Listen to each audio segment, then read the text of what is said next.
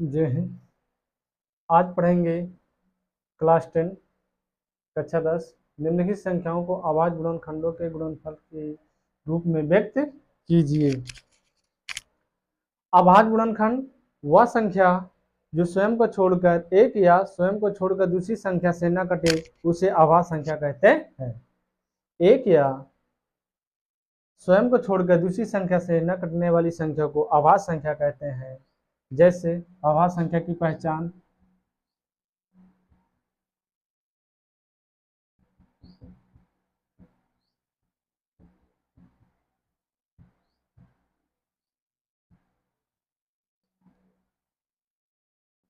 2, 3, 5, 7, 11, 13, 17, 19, 23, 29, 31, 37, 41 ... एक से 7 तक में अभाज्य संख्या टोटल 25 होती हैं। सबसे छोटी सम अभाज्य संख्या 2, सबसे छोटी विषम अभाज्य संख्या 3। अच्छी से संबंधित आपको गुणनखंडों के रूप में गुणनखंडों के गुणनफल के रूप में व्यक्त करना है। जिसे मान लीजिए 140 है। क्या है? 140। 140 को आप सीधा पहले लिखेंगे 140, फिर सीधा ऐसे लिखो। इकाई का स्थान पे 0, 2, 4, 6, 8 रहे हो तो हमेशा 2 से विभाज्य होगी। किससे विभाज्य होगी? 2 से। 2 सते 14, 0 उतार लीजिए। 2 तिहाई 6, फिर 2 पंचे 10, 5 सते 35, 7 एकन्नम 7। अब इसे आप लिखेंगे किस रूप में? लिखेंगे 140 इज इक्वल 2 गुणे 2 गुणे 5 गुणे 7। आधार समान होने पर गुणन घातें जुड़ती हैं। इसे आप लिख सकते हैं 2 का पावर 2 गुणे 5 गुणे 7। ये आपका क्या हो गया? आंसर। समझ में आया? इकाई का स्थान पे 0, 2, 4, 6, 8 हो तो हमेशा 2 से विभाज्य होगी। गुणनफल के रूप में आपका हो गया आंसर। अब 156 है तो 156 का लिख लीजिए 156। इकाई का स्थान पे कितना है? 0 हो, 2 हो, 4 हो, 6 हो, 8 हो तो हमेशा 2 से विभाज्य होगी। तो 2 सते 14, एक उधार इधर गया 16, 2 अठे 16, 2 तिहाई 6, 2 9 18, 3 से 3 एकन्नम 3, 3 त्रिका 9, 13 से 13 एकन्नम 13। ये आपका आंसर हो जाएगा 156 इज इक्वल 2 गुणे 2 गुणे 3 गुणे 13। आधार समान होने पर गुणन घातें जुड़ती हैं। 156 इज इक्वल हो जाएगा 2 का पावर 2 गुणे 3 गुणे 13। ये आपका क्या हो गया? आंसर। समझ में आया? समझ में आया? 1 से 100 तक में अभाज्य संख्या टोटल 25 होती हैं। 2, 3, 5, 7, 11, 13, 17, 19, 23, 31, 41, 47, 53, 59 ... लिख लिए? समझ लीजिए। अब उसके बाद है 38, 25। क्या है? 38, 25।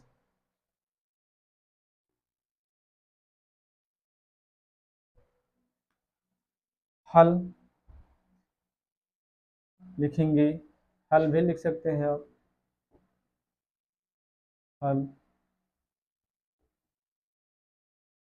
38, 25। इकाई का स्थान पे 0, 5 हो तो हमेशा 5 से विभाज्य होगी। पहले 5 से काट दीजिए। 5 सते 35, 3 चला गा, 5 छंग 30, 5 पचम 25। कोई दिक्कत? 5 पचम 25 के 5, 5 छंग 30, 2 32, 5 सते 35, 35 3 38। कोई दिक्कत? फिर 5 से 5 एकन्नम 5, 2 चला गया 26 हो गया, 5 पचम 25, फिर इधर एक चला गया 5 तिहाई 15, फिर 5 3 8, 8 1 9। 3 से भी काट सकते हैं आप। 3 पचे 15, 3 एकन्नम 3, 3 से 3 एकन्नम 3 सते 21, फिर होगा 17। चाहे मर्जी आप 3 से पहले काटो। इसे आप लिखेंगे 38, 25। पहले 3 का स्टार्टिंग कर लो। 3 गुणे 3 गुणे 5 गुणे 5 गुणे 17। आधार समान होने पर गुणन घातें जुड़ती हैं। इसे आप लिख सकते हैं 3 स्क्वायर गुणे 5 स्क्वायर गुणे 17। ये आपका क्या हो गया आंसर। समझ में आया, समझ में आया, समझ लीजिए। चाहे तो पहले सारी संख्याओं को जोड़ लीजिए, जोड़े पर 3 6 9 12 15 आए तो हमेशा 3 से विभाज्य होगी। चाहे मर्जी इकाई के स्थान पे 0 5 हो तो हमेशा 5 से विभाज्य कर लो, कोई दिक्कत। समझ में आ रहा है, लिख लो अच्छे से।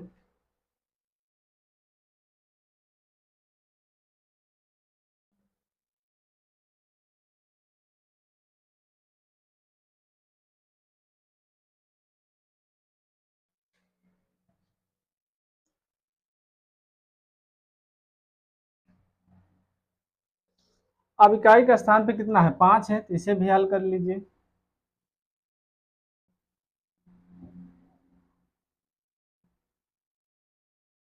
पहले 5 से काट दिए, इकाई का स्थान पे 0 5 हो तो हमेशा 5 से विभाज्य होगी।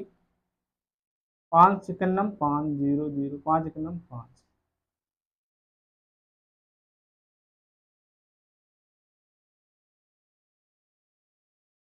7 से 7 एकन्नम 7, इधर 3 चला गया, 7 चौक 28 और 7 चौक 28, 7 त्रिक 21, 7 त्रिक 21 के 1, 7 चौक 28, 28 2 30, 7 एकम 7 3 10। फिर उसके बाद 13 से 13 का नम 13, 13 का नम 13, फिर 11 से 11 का नम 11। ठीक, कोई दिक्कत। जहां मर्जी पहले 11 से काटो फिर बाद में 13 से, इसे क्रम से लिख सकते हैं आप। 5005 इज इक्वल 5 7 गुणे 11 गुणे 13। ये आपका क्या होगा आंसर, राइट। समझ में आ रहा है, लिख लो। अब ये सीएफ और एलसीएम ज्ञात कीजिए और जांच कीजिए कि दो संख्याओं का गुणनफल एचसीएफ और एलसीएम के बराबर है। लिख सकते हैं नोट में, नोट पहली संख्या गुणे दूसरी संख्या बराबर मासा गुणे लासा। एक सूत्र आपको अच्छे से याद करना, पहली संख्या गुणे दूसरी संख्या बराबर मासा गुणे लासा। अब ये 26 और 91, 26 और 91 आपको कुछ करना नहीं ना, ऐसे लिख लो 26, 91।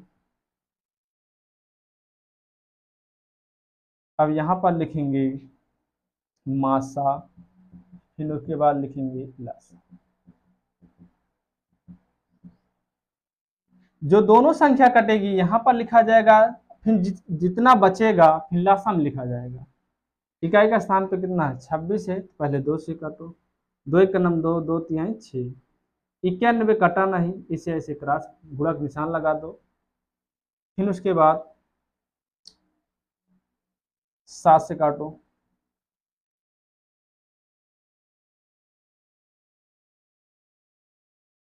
7 एक नम 7 और 7 त्रिक 21। ये दोनों कट गया, ये नहीं, ये भी नहीं कटा, ये भी क्रॉस कर लो। अब बचा कितना 13, 13 का नम 13, 13 का नम 13, ये दोनों कट गया तो मासा कितना आ गया 13, मासा कितना आ गया 13। जो दोनों कटेगी यहाँ पर लिखा जाएगा और जो नहीं कटेगा यहाँ पर लिखा जाएगा। अब आपको लासम करना है, क्या करना है लासम। जो दोनों संख्या कट जाए, ये भी कटे ये भी कटे, सही के निशान लगा के मासम लिखना है। अगर इसमें भी अगर कटता दोनों तो यहाँ पर लिखा जाएगा, बाकी जितना बचा है लासम लिख लो।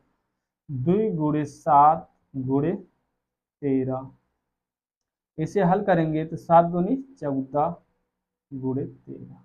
ठीक, अब आपको लिखना है 26 और 91। ये 26 और 91, 26 गुणे 91 बराबर मासा आपका हो गया मासा और गुणे लासा। तो 26 गुणे, ये पहली संख्या है ये दूसरी संख्या है, बराबर मासा आपका हो गया 13, लासा हो गया 14 गुणे 13। आप गुणा भी कर सकते हैं, इन दोनों को गुणा करेंगे तो क्या हो गया, आपस में बराबर होगा। राइट, समझ में आ रहा है? आपको नहीं आ रहा है तो गुणा कर सकते हैं, ना है तो बताना। चलिए लिख लो।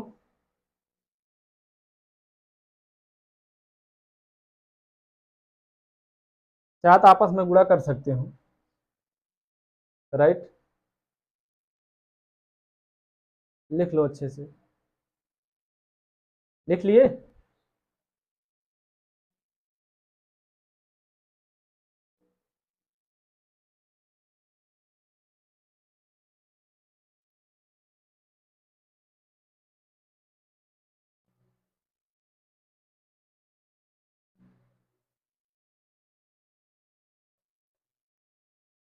मिटाएं?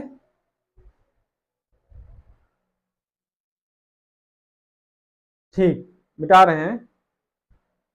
ठीक, तो इसका ऐसे मासा लिख लो।